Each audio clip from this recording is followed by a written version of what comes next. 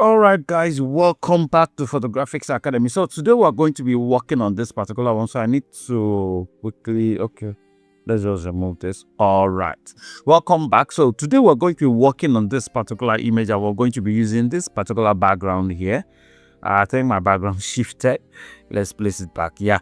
And this particular one right here, this is going to be our lightning effect, although we may not end up using it because I'm not really sure exactly how it's going to look on the final image. But let's get started and see what we can make out of it. All right, so the first thing we need to do on this image is to crop it, right? So that we can lose some of these light stars and bring the object closer. So just crop from here, somewhere around here, and press enter. So once the cropping is done, I will use my lasso tool and make a selection of this area. Same thing here to fill this whole place up. Then go to fill content aware.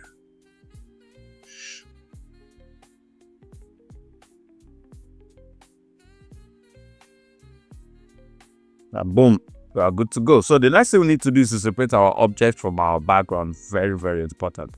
And to do that, I will just make a selection of my object layer, of my object rather. Once the selection is made,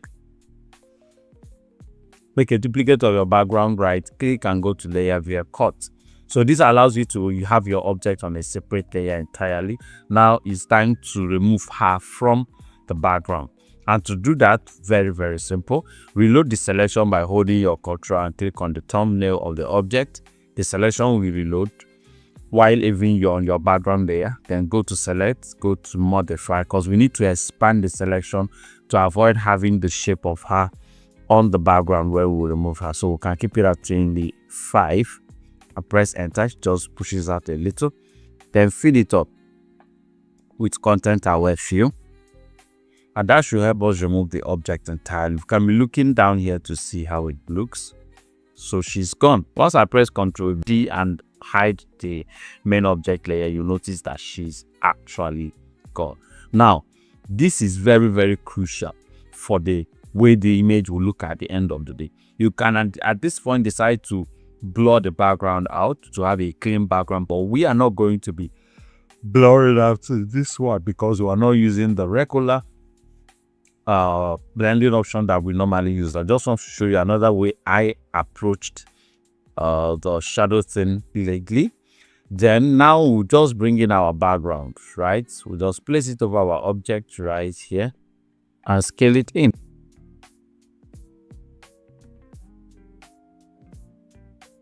Like this, just like this. Don't need to do so much. Press enter. Now, I love the way it's looking. But if we change the blend mode right now, you'll notice that we just lost that beautiful contrast that it has. So what do we do? How do we restore things back? Very, very simple. There's a trick that we are going to be using and it works beautifully well, right? But before we move ahead, I need to brighten up my object a little so that she fits the lightning in the scene. Amazing.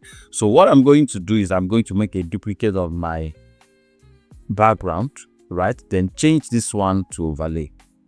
So if I hide this, you will notice that the one I changed to overlay started bringing the shadows that we want. Now we can even blur the background because I think it's going to look rough at the end of the day. So we can just blur it out a little. Remember, we're not using here a bit. We're not using here at all. So what we are looking at is the shadow on the floor. I think this works. Press enter. So what I'm going to do is that since I have this shadow on my original background right here because of this particular stuff that I have here, and even if I create a mask for it, it makes the shadow to even become stronger. What I'm going to do is I'm going to create a mask here. This particular mask is optional. You can actually just create it directly on your background and just try to restore a little bit of the original background back. So I think that is even too much. Yeah, just a little bit and we are good to go. Then go back to your main background over here, create a mask for it and still repeat the same thing. So what I'm trying to do now is I'm trying to remove a little bit of this so I can have this one showing up. Okay, no, this is not where we need to create a mask. Sorry, this is where we need to create a mask, because if I create a mask here, I should be seeing what I have down here. Okay, so I think we've made a mistake. Need to go back. Control Z, Control Z, Control Z. Let's on this back on. Okay, if I turn this off, I get this.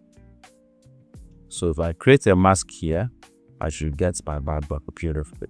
Okay, so now I'm going to drop the brush editor and just gradually restore the shadows, just like that. Creative. Look at that, amazing. So if I turn this off, I can also see the rest of the places where the shadows fall properly, just to be able to make it look real. Nice one. So I can even try to add a little contrast over here.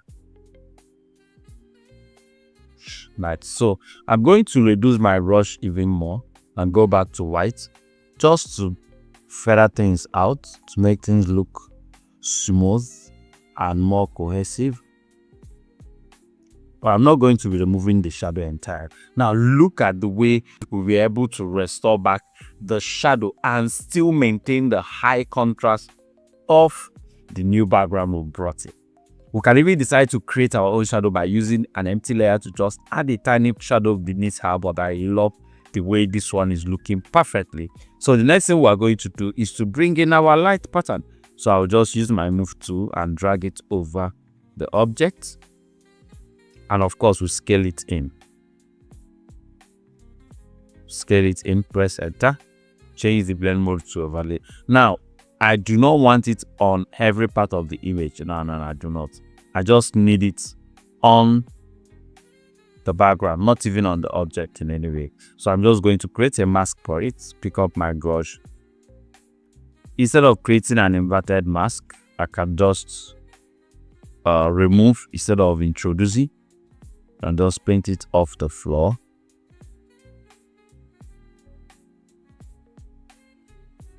Like this. So I think I need to desaturate this a little bit more.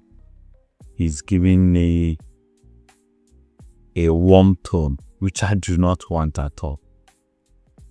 So we'll just change this to color. Beautiful. So it becomes pure shadow, not anything having color in it. So this is what we'll have the before, the after, but this is quite distracting. So go to filter, go to blur, and kick it out of focus. Nice, press enter. So we'll just bring it down. So at this point, the job is done. The last thing I want to do is just to apply a color lookup table or even a gradient map. Let's use a gradient map, change the blend mode to soft light, reduce it as much as you can, maybe like 20-ish. Then change this solid to noise. Make sure that your roughness is kept at 20 and just randomly move sliders around until you get something beautiful. I love the way this is looking. The before, the after brought out the skin tone of our model. So we can decide to remove this entirely or add it. I think I need to bring it down in a bit more. Nice one. So this is the overall before and after. This is the before, this is after, this is the before, this is the after.